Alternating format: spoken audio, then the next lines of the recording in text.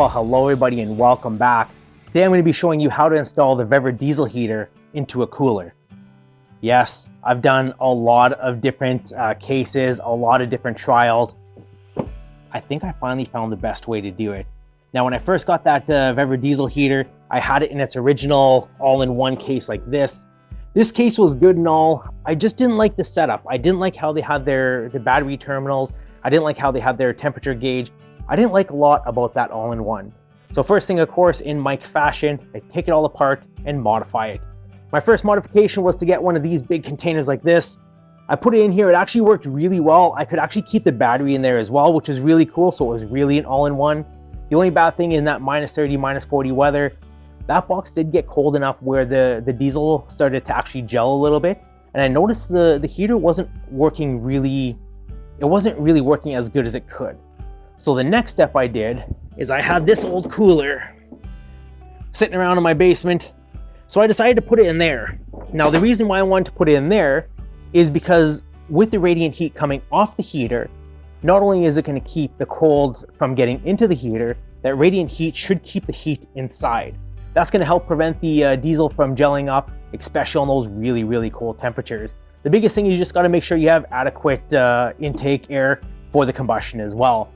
One other thing I did with the diesel heater is I'm not running straight diesel. I did a whole bunch of different combinations between diesel and kerosene. Right now I'm running about 80% diesel, 20% kerosene. Not only does it seem to burn a little hotter, it burns super, super clean. I think I found the perfect kind of combination for Manitoba weather. So I've never really done this before. The reason why I'm putting it in this one is because that one is a little bit bigger. This is going to be the most compact cooler diesel heater setup that I could make. Now, you could use absolutely any cooler you want. This is the Coleman 30 quart, but you have to make sure that you're keeping an eye on some measurements. So the measurements you're going to keep an eye on is you're going to need at least 15 inches long by 9 inches wide by 9.5 inches tall. That's the inside diameter of the cooler as well. Ugh, hate new coolers. So you do have to make sure you have enough room for everything to fit. I just quickly put this heater in with the gas tank. It's tight. Not too tight where I'm nervous about it, but tight enough where I think this is pretty much going to be the best, tightest cooler that you're going to be able to use for this setup.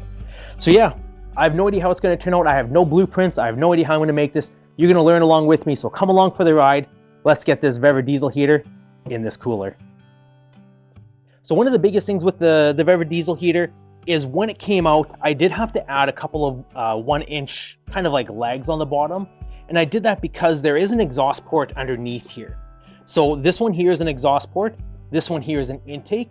So that exhaust port's got to come down and out.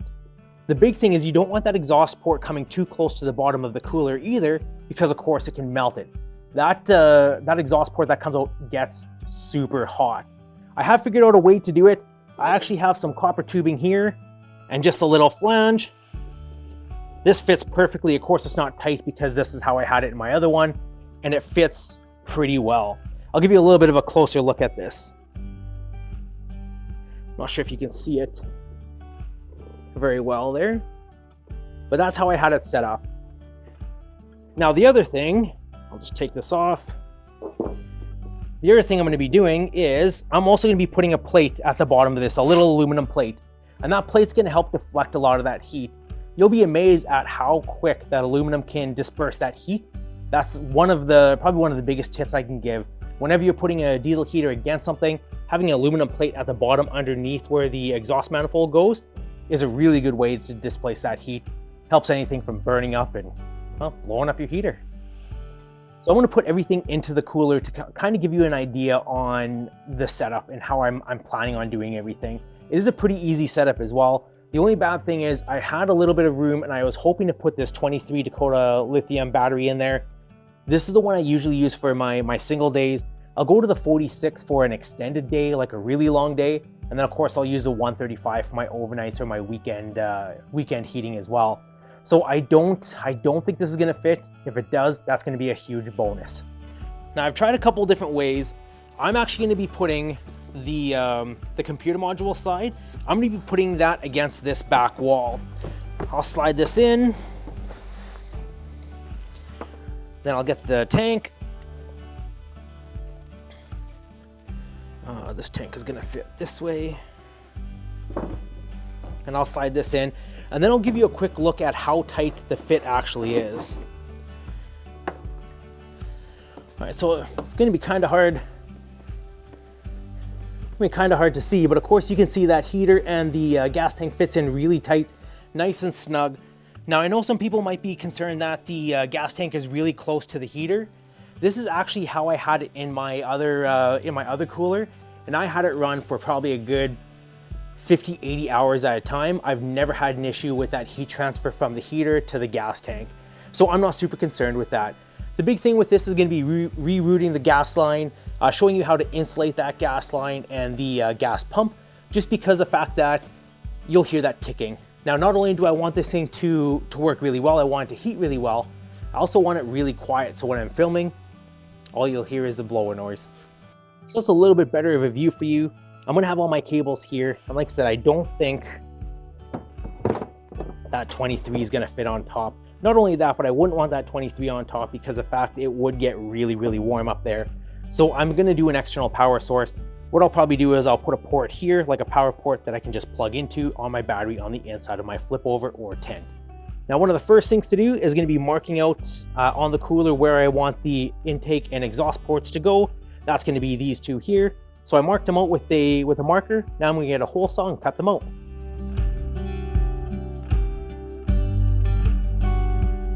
So of course, the hard thing about most of the stuff I'm gonna do is I'm gonna be using parts like this that I have no idea where I got them from. I have a whole bunch of random accessories and stuff in my garage. So unfortunately, I won't be able to help out with you guys on that one. You have to use a little bit of your imagination. Maybe be able to help yourself out with that. I'll give you an idea on how I do it and the port size and stuff I use.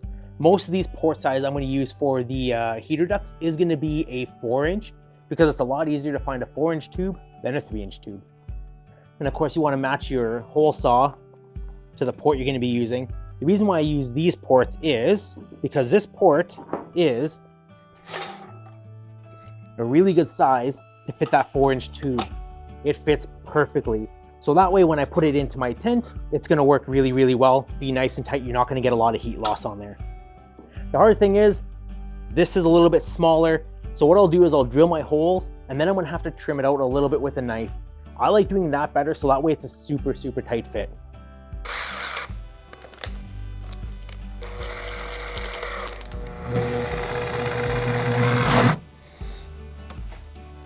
Here we go, wish me luck.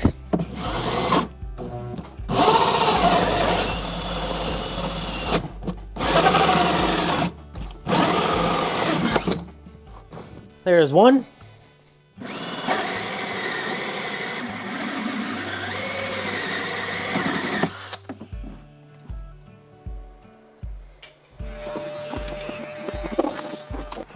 One of the other big things is making sure that you clean it out every single time you do it, because all those little bits of styrofoam could make a little bit of a difference on your intake of your heater. See how she fits.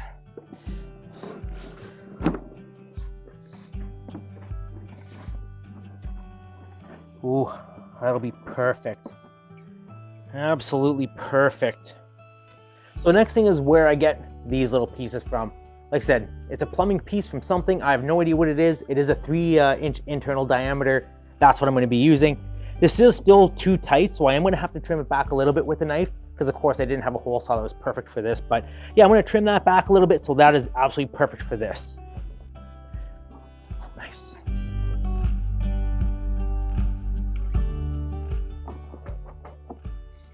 There we go, that's better. And of course, one of the big things, keep cleaning up your mess as you go along.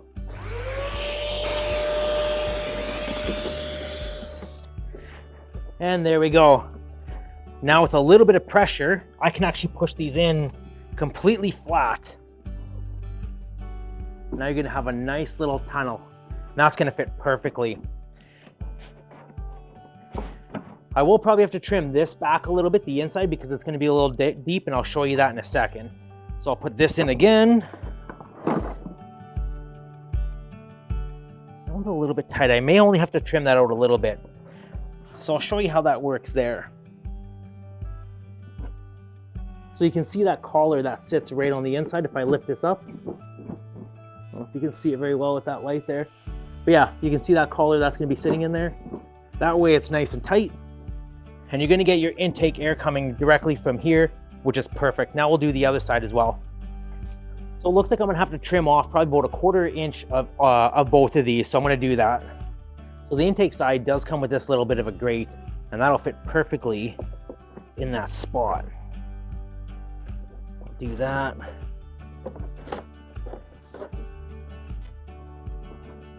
There.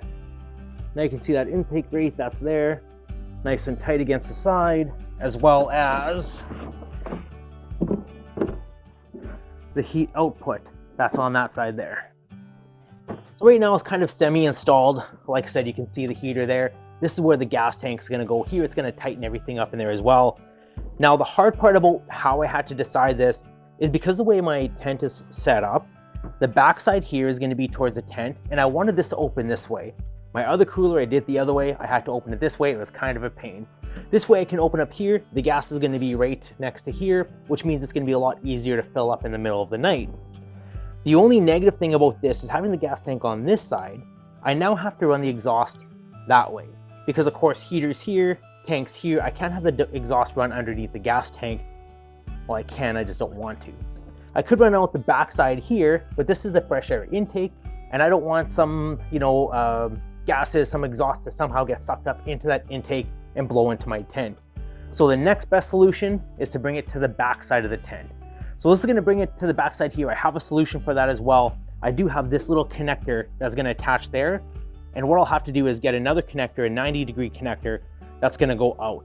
The good thing is it's gonna be protected from the wind, but push the exhaust away from the tent and into the airstream to get it away from, any kind of entrances or the cold air intake for the furnace as well.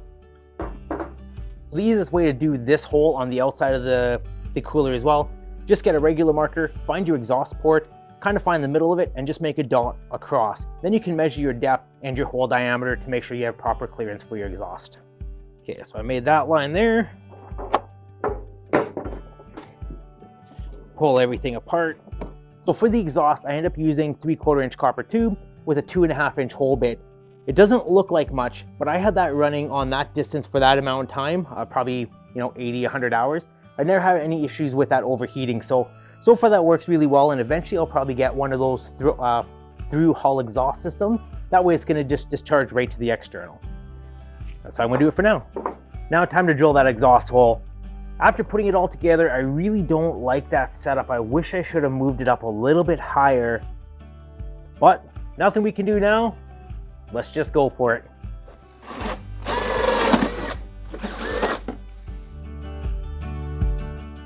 All right, so I put a little bit of a connector on there and attach my exhaust port to it. Make sure it's nice and tight. And I'm just gonna temporarily tighten this up for now because I wanna make sure it's angled correctly before I actually install it. There we go. There we go, and I'll see what the distance is. Distance doesn't look too bad. I could raise it up just slightly, which will be perfect. So it's all kind of loose in there, but I'll show you how it sits. It'll sit like this. Eventually I'll get one of those flow through exhaust systems, but this is actually gonna have two purposes, that hole. One is to, of course, exhaust the intake gas that are going out. The other is the intake side of the combustion chamber is actually gonna be able to draw air from there as well. So not only is it gonna be able to cool that exhaust down, because of course it's gonna be drawing cold air over top of the exhaust to get into the intake, it's that exhaust is also gonna heat up the intake going into the combustion chamber to make the air warmer. If that makes any sense to you at all, if you care at all, that's how I have it working. Now, before I go any further, the other thing I wanna do is just make sure my gas tank still fits in there. Boom, just like that. That will work great. All right, so as you can see here, there is this little port. That's where the exhaust is gonna come out. Now I ended up making this. Now this is just 3/4 inch copper piping, has a fitting here and then a 90-degree fitting here, and attaches to your exhaust here. Now the reason why I like to do it this way is that way this can just be put on, just like this. It just kind of pushes on and it just sits there. Now this can stay away from the bottom of the ground, and it also helps to get a little bit more of exhaust. You do want to have it as much of a downslope as you can, like facing down if you can, because the further down it is, the more the condensation can drain out.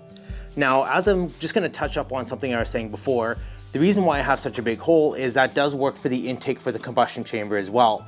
My whole mindset is as this heats up, it could heat up the air, the outside air coming in for the combustion intake as well. So I'm not sure if that's going to make a big difference, but that's what I do. And I like the fact that this is removable to make that the box completely, you know, pretty much the same size that you need it. And this will actually fit on the inside of the cooler as well. So I can just lay this on top of the heater inside the cooler, so that way I don't have to worry about random parts going missing. I thought that was a really cool idea. Now, and of course, I just put this in here to show you. Like I said, you can put the exhaust in here. That way it's easy storage. All my wiring, all my battery hookup and everything else, my thermostat can all sit on top here for storage. So that way when I close everything up, I just have the heater in general. So now that I know that that gas tank's gonna fit in, next thing we're gonna have to do is get everything all buttoned up. So I do have a couple of little clamps and everything else I'm gonna put on the inside to make sure nothing slides around. I have a couple of little rubber grommets that are gonna fit on there just to make it super, super tight. That's gonna make it work really well. So I did do a little bit of work here previous because it's just too hard to film in this tight spot. This is just gonna be the intake hose there. I just used a piece of scrap aluminum, cut a little gap out of it. This is gonna slide inside of here and just against this wall. Now the reason why I put that aluminum plate there is so that way when the gas tank sits against it, that exhaust heat can't cause any heat to go against the tank. Now I have actually done this trial here for probably about 50 hours and it did absolutely nothing to the tank, no overheating, no melting, so I'm not super concerned with it. So yeah, it's nice to have that little teeny plate in there to help divert some of the exhaust air to go out that way instead of inside. Now the other thing is you want to hook up your gas lines. The way I did it is basically just hooked it up onto the corner. This actually will just slide straight down into here and that line's going to go over there. So as you can see, the line comes up from the other side or the control board side here, comes up through this corner, down, and then through your diesel pump. Now the good thing with this is the diesel pump has to be at a little bit of an angle to prevent the air bubbles, and this gives us still a pretty good angle where it's not going straight up and down. I mean, there's definitely a lot better ways, but to make it as compact as possible, that's as tight as I could do it. So next one's gonna be insulating these pipes to make sure it kind of gets rid of that clicking sound, makes it a little bit quieter when running. Now this is another one of those things that's super hard to film when it's in such a tight space. I just use this regular foam I had sitting around the house. I'm not overly concerned about this catching fire because I've had this, like I said, I've had this setup running for probably about 30, 40, 50 hours and I've never had an issue. So what I just basically do is tuck this foam underneath and around that fuel pump. I'll tuck this on this side of the fuel pump. And like I said, this is just for me. Most people won't have to do this. The reason why I like to do it is to make it a little quieter for filming and it makes it a little bit better as well. So now all this does is basically holds the wire against, away from the wall, and you're not gonna hear that ticking. When it first starts up, you usually do because the pump is cold, but once it gets running, it is dead silent. All right, and one of the last things is to hook up all the wiring. Of course, you do have your thermostat. This one is a little bit complicated. All I basically did was took the 3-wire system, grabbed some network cable from a computer, and used the connectors, so that way I could just extend it. Now you don't have to do that. You could leave the thermostat inside here. The reason why I like to do that extended cable, I can have this into my tent and I can adjust the temperature as needed. Of course, that's just gonna hook up to your main wiring harness here. That's for the thermostat and the control board. Now the last but not least thing is how to power this. Now, of course, I'm gonna be running the Dakota 23, the 46, or I'm gonna be running the 135, depending on how long of a night I'm gonna be staying out. But yeah, those Dakota Lithiums definitely will power this for exactly the time that I need to. Now, the other thing is I used to run the power cord that just came in to the wiring harness here. I did one step further. I grabbed a 2-prong connector for a trailer, just screwed it onto the side here, attached it into my wiring harness. So now what I can do, close all this, have a little pigtail connection. Of course, this will go inside the tent as well. This just plugs in like that. Now, of course, that wire can go all the way through. Now I can pretty much seal the entire unit. Not only is that gonna make it weather tight, it's gonna prevent all that cold from getting in. It's gonna make sure this thing's working as efficiently as possible. But I'm gonna start this up let you hear what it sounds like when it starts up, and put a comment in the messages below if you can hear the tick of the diesel pump. Pretty basic system. Controller, I just have to hold down the middle button here and it's on. So right now H3 is basically kind of a mid temperature. That's a startup temperature. So I'm just gonna put this on the side. I'll just hold on to it. Now I'll just have to wait, let you hear how it starts up. Usually takes a little bit of time. Once it starts up, of course, I'll stop talking so that way you can actually hear it. Takes a little bit of time for that glow plug to start going. And then of course you'll hear the igniter go and you'll hear the flame kick in and then you'll hear the exhaust. Usually for the first set of the diesel pump when it kicks in, you will be able to hear it because there's nothing else that's running. But after that, it does quiet down quite a bit.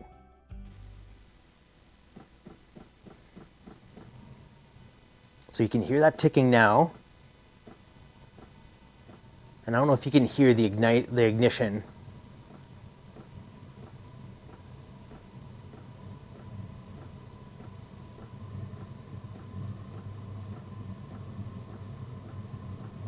Like I say, once it gets going and doesn't have to pump as much and it's starting to draw a little bit naturally, you won't nearly hear that clicking nearly as much. And there we go. This is it running at about mid-speed. Once it gets really running, I can turn it up to full speed and let you hear that as well. But other than the sound of the actual fan, like I don't have it that close. That's pretty warm. So there we go. It is all up and running. The glow plug is off right now, so it's basically just the fan and the igniter going right now. The pump is on. So like I say, put a message in the comment below if you guys can hear it.